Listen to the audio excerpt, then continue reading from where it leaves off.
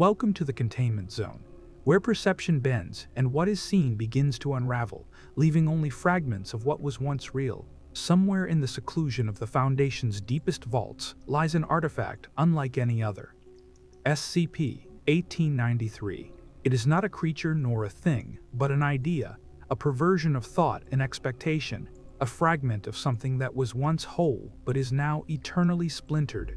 This fragment, suspended within an intricate web of forgotten words, slowly begins to erode reality itself.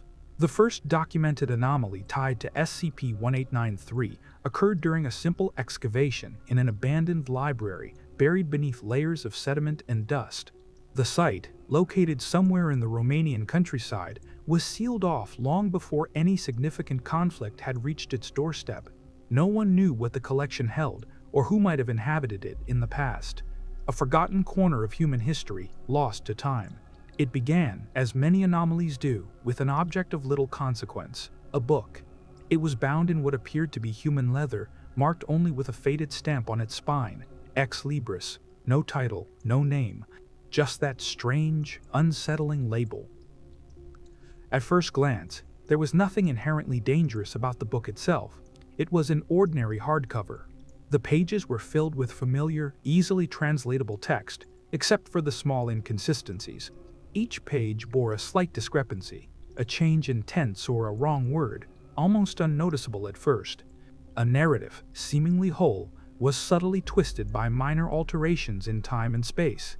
Words would fade, only to reappear in different fonts, seemingly at odds with one another. It was a minor annoyance at first, just enough to make the reader question their own sanity. But it escalated. Upon closer inspection, the book revealed a deeper, more unsettling truth. As it was read, the environment around the reader seemed to change.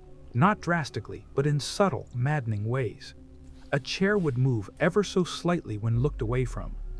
A book, previously unread, now lay open on a shelf when one turned back. These changes were small, but undeniably there. At times, they became impossible to ignore. The first instance of serious deviation was observed when a researcher, eager to finish reading the book and catalog it, suddenly found that the text had rearranged itself in a pattern no human could follow. Words no longer made sense. They formed complex anagrams, repeating themselves in unnatural ways, as if trying to remake meaning rather than convey it. Even more disturbingly, the pages began to reveal images that weren't there before. Scenes of towns that hadn't existed for hundreds of years, faces twisted with grief or laughter, shifting landscapes where the horizon was both near and far simultaneously. As the researcher turned page after page, the room around them began to reflect the changes in the book. The walls grew closer, the air thickened. A low hum emanated from the floor itself, vibrating the very bones of those in proximity. No one else could see it, no one could hear it, but the researcher, now deeply ensnared in the narrative, felt their mind slip further into the pages, becoming one with the book's infinite loop. It wasn't long before the Foundation's intervention was required. A containment team was dispatched to seal off the area, but not before several critical pieces of information had been gathered. Reports from the initial team showed that the book contained an unsettling pattern. Every attempt to remove it from its resting place resulted in an increasing distortion of the surrounding environment. Walls would shift, shadows deepened unnaturally, and the air would grow heavy, as though the very fabric of the world itself began to resist the idea of change. The entity that became SCP-1893 was not a singular object, nor was it confined to the book itself. It seemed to infect the very space in which it existed, weaving its malignant presence into the mind of any who came into contact with it. The words, the sentences, they were mere vessels for something deeper, something far more pervasive. As one scientist put it, SCP-1893 is not a book. It is a door and a threshold. Once you cross it, you are forever bound to the spaces it creates. This, of course, was the beginning. SCP-1893 is not simply a physical object. It is a fractal of memories and moments distorted by time and belief. It has the power to influence the surrounding environment, gradually warping it in ways that defy logic and human comprehension. A simple story, once understood, now fades into the fabric of reality itself, leaving behind only unsettling echoes. The phrase of permanence began to emerge from the first research logs. It laughs at the things we think we know. This phrase, whispered throughout the archives, haunted the minds of those who studied SCP-1893. It spoke of a truth that was too horrific to confront. The world we perceive is but a fragile illusion, easily bent, stretched, and reshaped. And once we begin to unravel it, we are left with nothing but the distortion of our own minds. As the weeks passed, the anomalous properties of SCP-1893 became more pronounced. Initially, the Foundation's containment protocol was straightforward: isolate the book and prevent any unauthorized access. However, with each passing day, the phenomenon began to spread beyond the confines of the library, leaking into the very fabric of the research facility itself. The architecture itself seemed to fold, as though every hallway, every stairwell, every room was being reconstructed, layer by layer, into something other. Dr. Dempsey, the lead researcher assigned to the anomaly, was the first to report the changes. The first time it happened, he thought it was simply exhaustion playing tricks on him. Late nights, long hours. But the second time was different.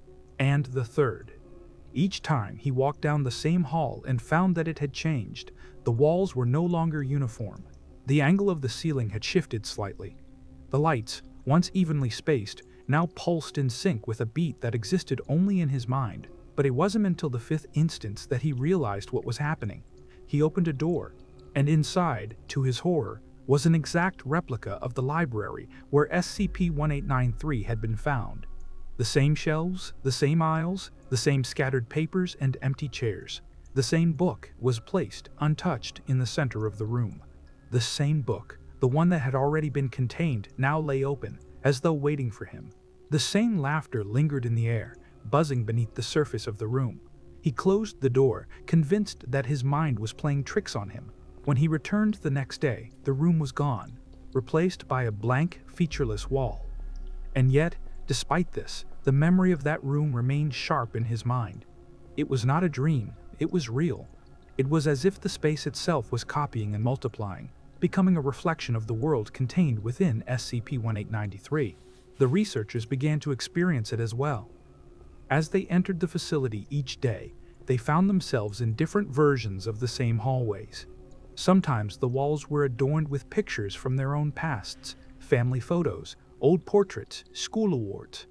Other times, they were greeted by blank spaces that filled them with a strange, overwhelming dread. The air became thick, the kind of oppressive heaviness that makes it difficult to breathe. Every time they turned a corner, it felt as though they were stepping into a new version of the building, a new layer on top of the old. Dr. Langley, a fellow researcher, attempted to map the facility to quantify the distortions, only to find that the blueprint itself was shifting. Pages of the schematic would fade out of existence as if they were never there. In their place, new corridors would appear, narrow, winding passages that led nowhere. As Langley studied the layout, he found himself confronted by the terrifying realization that the layout of Site-81 no longer made sense. The building itself was no longer a static, physical structure. It was constantly evolving, shifting, and reshaping itself, as if under the influence of SCP-1893's corrupting presence. And all the while, the whispers grew louder. There were times when the voices were soft, indistinct, almost melodic. They seemed to echo from every corner, reverberating through the walls and ceilings, as though they were coming from inside the structure itself. But there were times when the voices were sharp, jarring, too loud to ignore. The words were fragmented, broken, as though they had been torn from different conversations, overlapping one another in chaotic disarray. Sometimes they spoke in languages unknown. Other times, they repeated the same word: understand. What the Foundation had initially considered to be minor anomalies now became a full-blown existential crisis. Dr. Dempsey, troubled by his increasing isolation, tried to speak with the other staff members. But every time he looked for them, they were no longer there. They had either disappeared or been replaced by someone else. A faceless figure in a lab coat who didn't recognize him. It became impossible to determine what was real and what was part of the distortion. The more the researchers tried to document the phenomena, the more it slipped through their fingers. Every journal entry was distorted, altered. Every photograph, every video recording was filled with inconsistencies. Faces would blur, names would change, timelines would twist. It was as if their perception of reality itself had been rewritten by an invisible hand. One report described a hallway that would stretch and contract like the corridors of a funhouse. Another described a door that appeared on a wall where there was once nothing. One by one, the team members began to question whether they were inside the facility at all, or if they were trapped in a recursive loop, a never-ending hall of mirrors created by SCP-1893 itself. And so, SCP-1893 began to redefine the boundaries of space and time. It was no longer a book, nor even a mere collection of pages. It had become something far more insidious, a living, breathing concept that warped the very nature of existence. It was a mirror to the human mind, reflecting not only the surroundings, but the darkest corners of memory, identity, and perception. The presence of SCP-1893 could be felt in the air. You could feel it watching you as you walked down the hall. You could hear it in the silence, where every footstep echoed too loudly. And as you looked at the book, now catalogued in a cold, sterile container, you couldn't help but wonder, was this just the beginning? What would happen when it was read again? Because, in the end, SCP-1893 is not just a book, it is the silence between the pages. It is the dissonance between what was written and what was meant. It is the gap where reality itself begins to falter. And when it is read again, if it is read again, the echoes will grow louder, and the walls will shift again. As the weeks passed, the anomalous properties of SCP-1893 became more pronounced. Initially, the Foundation's containment protocol was straightforward: isolate the book and prevent any unauthorized access. However, with each passing day, the phenomenon began to spread beyond the confines of the library, leaking into the very fabric of the research facility itself. The architecture itself seemed to fold, as though every hallway, every stairwell, every room was being reconstructed, layer by layer, into something other. Dr. Dempsey, the lead researcher assigned to the anomaly, was the first to report the changes. The first time it happened, he thought it was simply exhaustion playing tricks on him. Late nights, long hours. But the second time was different. And the third. Each time he walked down the same hall and found that it had changed. The walls were no longer uniform. The angle of the ceiling had shifted slightly. The lights, once evenly spaced, now pulsed in sync with a beat that existed only in his mind. But it wasn't until the fifth instance that he realized what was happening. He opened a door, and inside, to his horror, was an exact replica of the library where SCP-1893 had been found. The same shelves, the same aisles, the same scattered papers and empty chairs. The same book was placed, untouched, in the center of the room. The same book, the one that had already been contained, now lay open, as though waiting for him. The same laughter lingered in the air, buzzing beneath the surface of the room. He closed the door, convinced that his mind was playing tricks on him. When he returned the next day, the room was gone, replaced by a blank, featureless wall. And yet, despite this, the memory of that room remained sharp in his mind. It was not a dream, it was real. It was as if the space itself was copying and multiplying, becoming a reflection of the world contained within SCP-1893. The researchers began to experience it as well. As they entered the facility each day, they found themselves in different versions of the same hallways. Sometimes the walls were adorned with pictures from their own pasts, family photos, old portraits, school awards. Other times, they were greeted by blank spaces that filled them with a strange, overwhelming dread. The air became thick, the kind of oppressive heaviness that makes it difficult to breathe.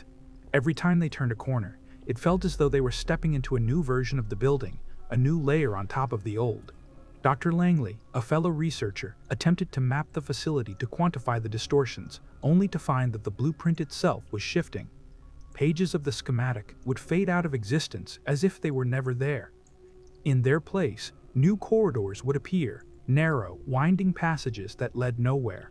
As Langley studied the layout, he found himself confronted by the terrifying realization that the layout of Site-81 no longer made sense. The building itself was no longer a static, physical structure. It was constantly evolving, shifting, and reshaping itself, as if under the influence of SCP-1893's corrupting presence. And all the while, the whispers grew louder. There were times when the voices were soft, indistinct, almost melodic. They seemed to echo from every corner, reverberating through the walls and ceilings, as though they were coming from inside the structure itself. But there were times when the voices were sharp, jarring, too loud to ignore. The words were fragmented, broken, as though they had been torn from different conversations, overlapping one another in chaotic disarray. Sometimes they spoke in languages unknown. Other times, they repeated the same word, understand. What the Foundation had initially considered to be minor anomalies now became a full-blown existential crisis. Dr. Dempsey, troubled by his increasing isolation, tried to speak with the other staff members.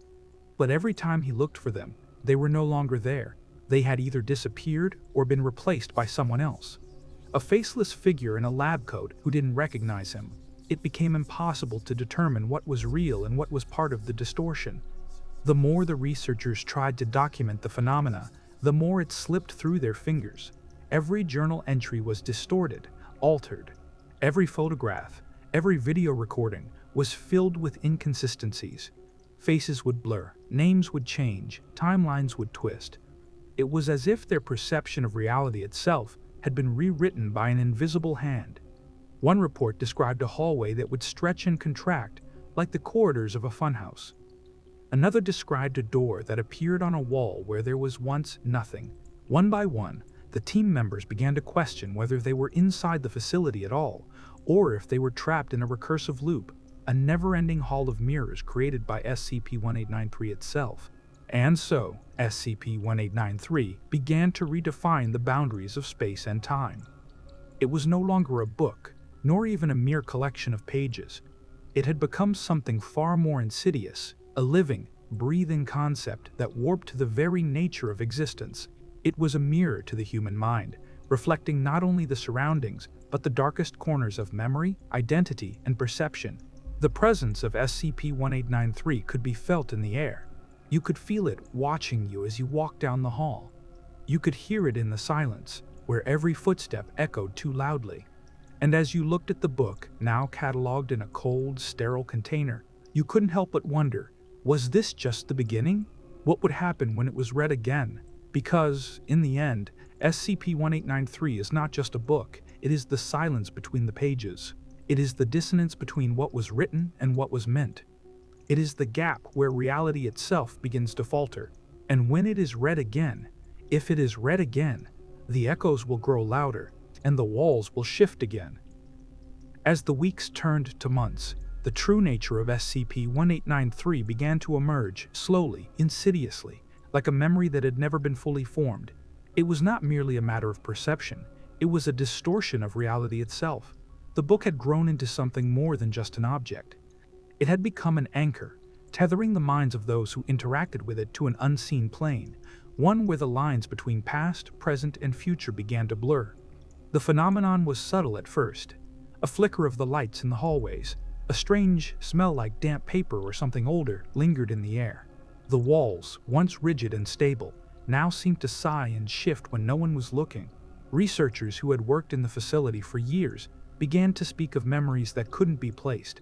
They would mention things they never saw, conversations they had never participated in, and events they couldn't have witnessed. It was as though SCP-1893 had started stitching together the fabric of their lives, weaving threads of unreality into their pasts.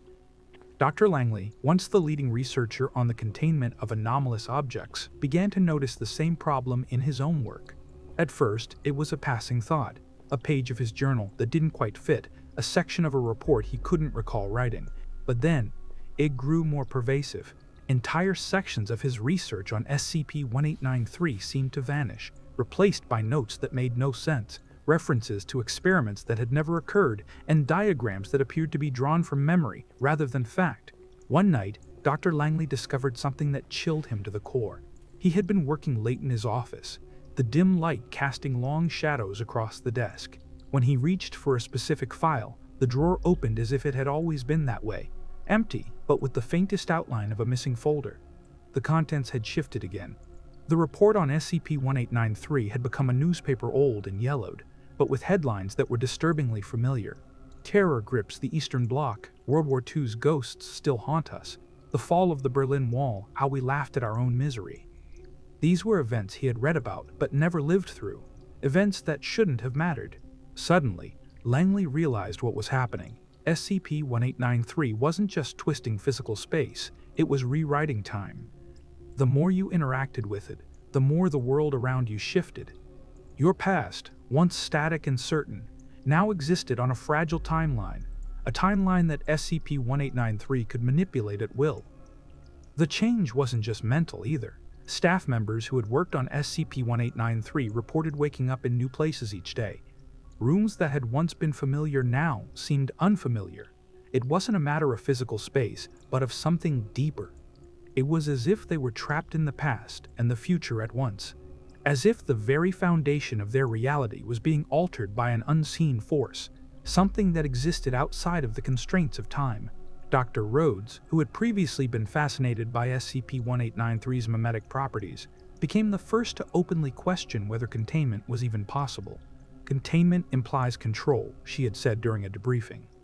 But SCP-1893 isn't just contained, it's part of us now. It's infected everything we know. Her words struck a chord with the remaining research team.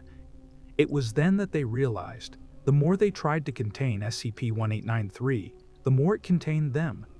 The building's layout, the architecture, the corridors, they no longer held any logical sense. They began to see themselves not as employees of the Foundation, but as participants in a story that had already been written, a story that SCP-1893 had authored, and no one in the facility was exempt from its reach. Every encounter with SCP-1893 was a challenge to the very notion of reality. The book, with its fragmented text and disjointed narratives, had become a gate, but not a gate that opened into another world. No, SCP-1893's gate opened within the minds of those who read it. The more they read, the more they fell into its influence, allowing themselves to become part of the story it was crafting. And then came the sightings. The first instance was barely noticeable.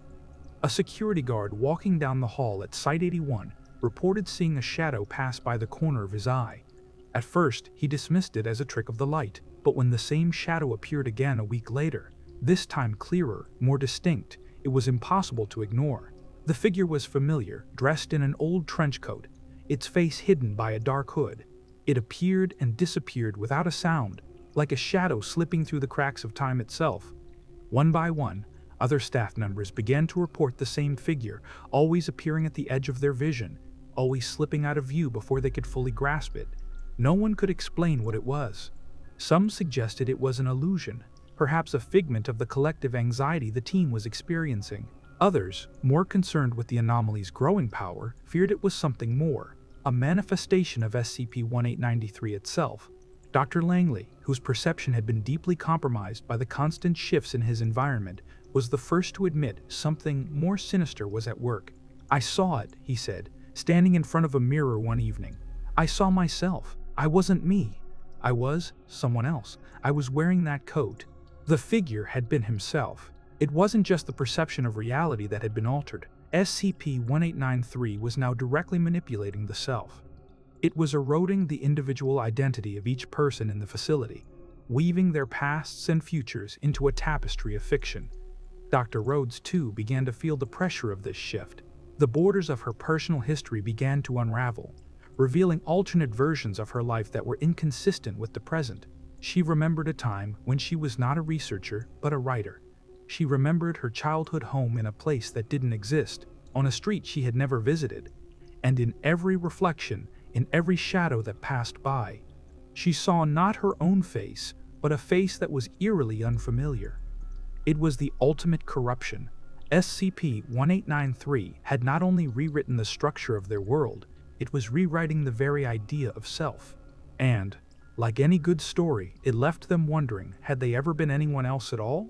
The more the researchers attempted to isolate SCP-1893, the more it multiplied.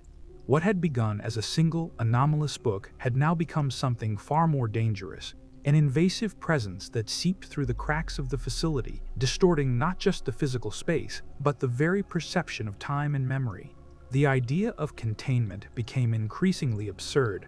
No matter how many doors were locked, no matter how many rooms were sealed off, SCP-1893 continued to spread. It was not confined to a single location. It traveled. The staff began to understand that SCP-1893 was not simply an object to be isolated. It was an infection that permeated through the very fabric of existence itself. Reality, as they knew it, had become a canvas for the book's malevolent power. Everything around them, their memories, their identities, even the structure of the building itself began to shift, to conform to the book's whims. The boundaries between past, present, and future blurred. Every action, every thought, every conversation seemed to be influenced by the book's dark pull. Dr. Rhodes, who had once been optimistic about the potential for containment, now found herself questioning everything she knew. The constant sense of déjà vu had become unbearable. There were days when she could not distinguish between the past and the present, as though she had lived the same hours over and over again, trapped in an endless loop of distorted memories. She could remember conversations she had never participated in, arguments she had never witnessed, decisions she had never made. The moments between them were fading, becoming indistinct, like the colors of a painting left out in the sun for too long. SCP-1893 wasn't just rewriting the physical space around them, it was rewriting who they were. The longer they interacted with it, the more they began to lose track of their own identities. One researcher, upon waking, discovered that he had no memory of the previous day, only a vague sense of unease. His reflection, when he looked into the mirror, showed a man who had aged overnight, his face lined with the weight of 1,000 forgotten years. But when he asked his colleagues, they insisted he looked the same as ever. His reflection, however, told a different story. The distortion wasn't just in their memories. It was in the air itself, in the very atoms that composed their world. The sensation was faint at first, like a brush of wind in an empty room.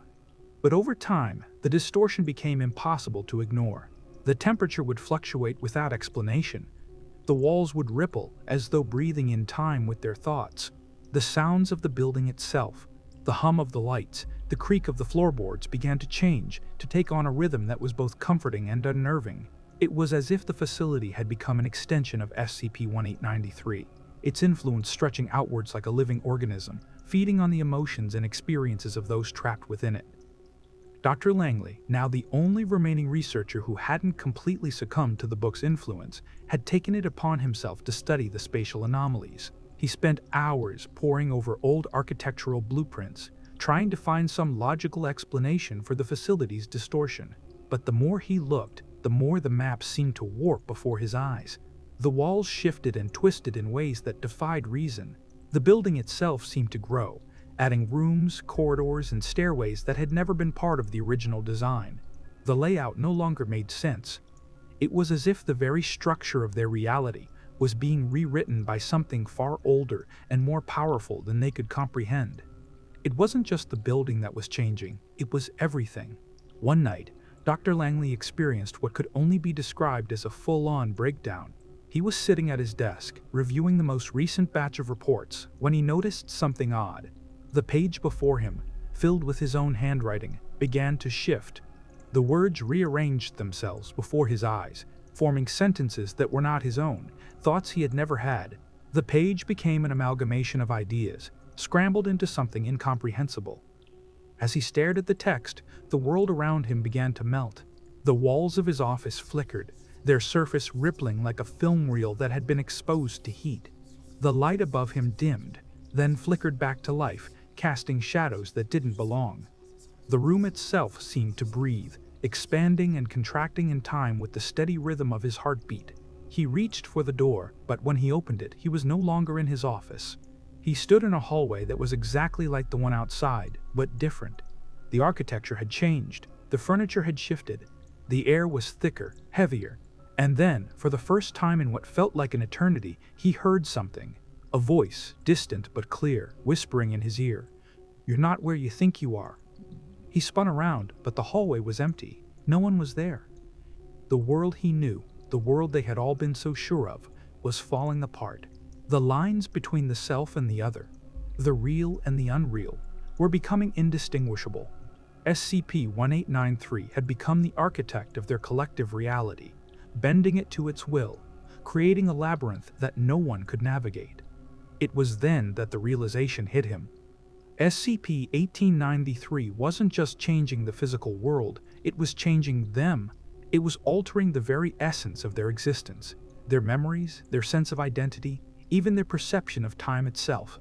They were becoming part of its story, woven into the fabric of its endless narrative. And once they were part of it, there would be no escape. He closed his eyes, but the words wouldn't leave him.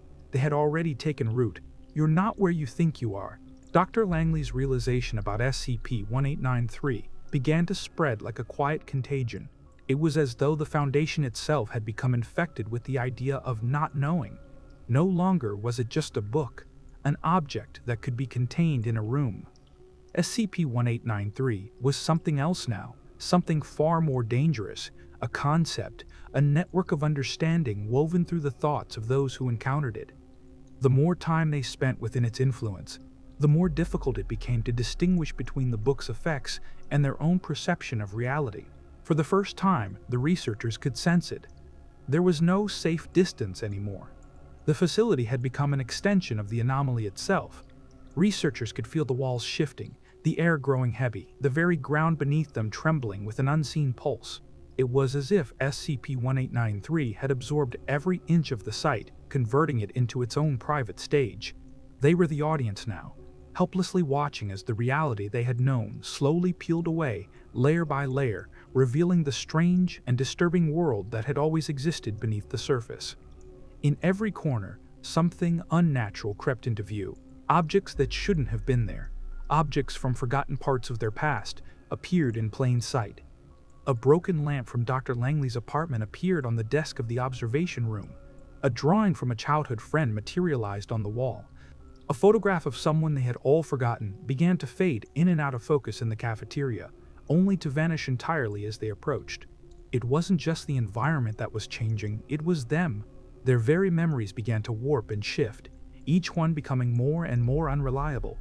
They would remember events that had never happened, or worse, events that had happened differently. The things they thought they knew, the people they thought they had been, began to slip through their fingers like sand, as if the very act of recalling their lives was enough to change the memories themselves. Dr. Dempsey, now a shell of his former self, had grown obsessed with finding the truth. He spent hours poring over the data logs, but every entry he found seemed to contradict the one before. The timeline of events had ceased to follow any coherent pattern. Every experiment, every attempt to contain SCP-1893 had only pushed them further into chaos. One night, Dr. Dempsey found himself standing in front of a door that had never existed before. It was an old wooden door, its surface worn and weathered, as if it had been there for decades. It didn't belong to the facility. It wasn't part of the original blueprints, but it stood there, waiting, as though it had always been a part of the building. He reached for the doorknob. His hand trembled as he twisted it open. Behind the door was a room he had never seen before, but it was so familiar, so real, that for a moment he couldn't breathe. Inside, the room was lit by a single dim light. At the center of the room stood a small wooden table, and on that table was an object, one that Dr. Dempsey recognized. It was the very same book, SCP-1893, but something was wrong. The book was different now, altered. The pages fluttered of their own accord, as if a breeze from an unknown source was causing them to shift. The letters on the pages moved and rearranged themselves, as if trying to speak to him. The book was no longer just a passive object. It had become an active force, alive with intention. The walls of the room began to close in, the air thickening as the distortion spread. Dr. Dempsey stepped into the room, unable to resist the pull. The door slammed shut behind him, and as he turned, he found that the room had changed again. It was no longer the same small chamber, but a vast, infinite space, a space filled with broken images, memories that didn't belong, and whispers that didn't make sense. The book in his hands was no longer an object. It was the world.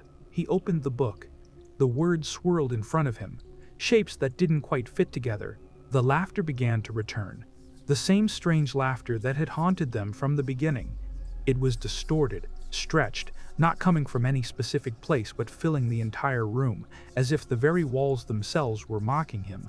It was in that moment that Dr. Dempsey understood the true nature of SCP-1893. It was not a book. It was not an object. It was the essence of everything they had tried to contain. Every story they had told themselves, every memory they had tried to protect, every version of reality they had ever known. And with each passing second, it was rewriting them. It was rewriting everything.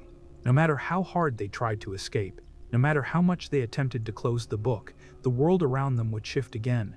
The doors would change, the walls would breathe, the laughter would never stop. In the end, it wasn't the book that they were afraid of. It was the world it created. A world where nothing was certain, nothing was stable.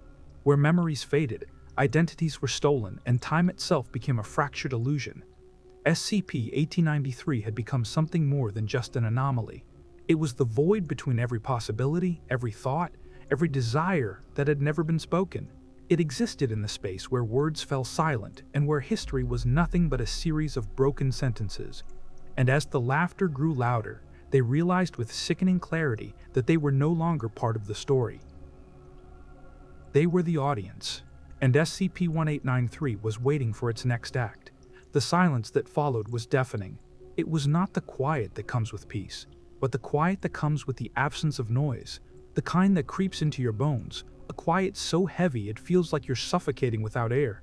It was in this silence that Dr. Dempsey realized that SCP-1893 had not just manipulated the space around him, it had consumed him, not in the way one might think.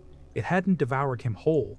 It had taken the idea of him, the essence of his memory, and bent it until it snapped back in a form that wasn't his at all. He looked down at his hands, but they no longer looked like his own. His skin was paler, the veins slightly more visible beneath the surface. He couldn't remember how long he had been staring at them, or even why. The sensation of his hands was foreign. He flexed his fingers, but the motion felt sluggish, as though his body was a reflection, something not quite in sync with his thoughts. He had become another thing entirely, a player in the twisted narrative that SCP-1893 had set in motion. But in this new world, in this distorted version of reality, he had no control. He was trapped in a script, a performance that had no end.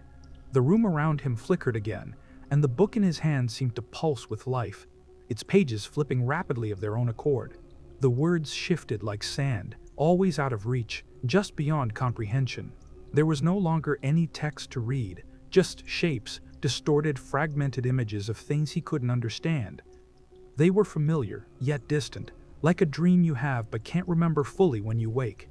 And then, as if prompted by an unseen force, the laughter returned. It was subtle at first, a faint echo that grew louder, more insistent. The source was unclear. There was no audience, no crowd from which it could emanate. It came from inside the walls.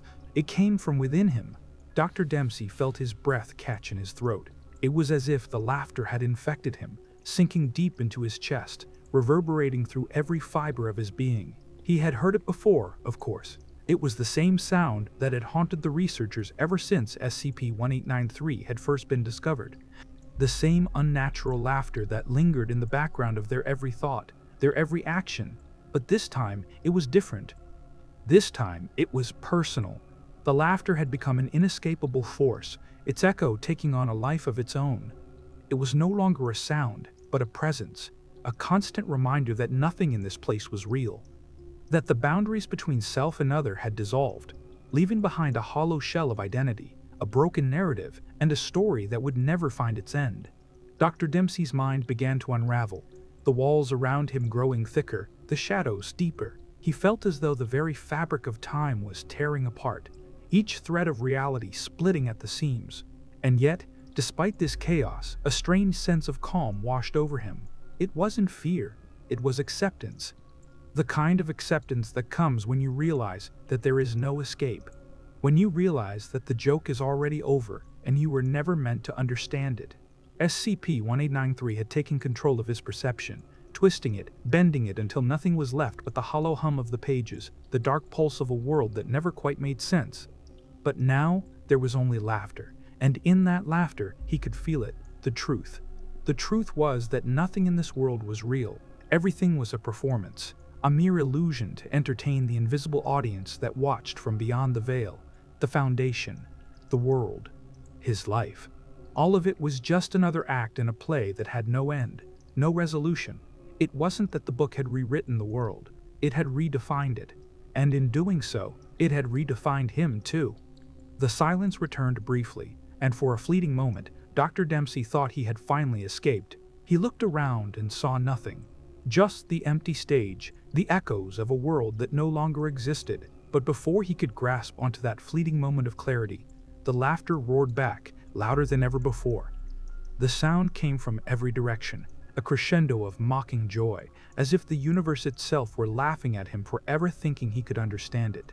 In that moment, Dr. Dempsey realized that SCP-1893 wasn't a book. It wasn't even a thing at all. It was the story itself, the structure of existence, the narrative of reality, rewritten and twisted to suit the whims of an unknown force. It was the joke, the one we never saw coming, the one that gets told right when we're least expecting it. And in that moment, he understood the final truth. SCP-1893 doesn't care if you laugh or cry. It doesn't care what you believe. It exists to make you ask the question, but never answer it. Because in the end, it's not about what's real or fake. It's about the laughter that fills the spaces in between, the laughter that never ends,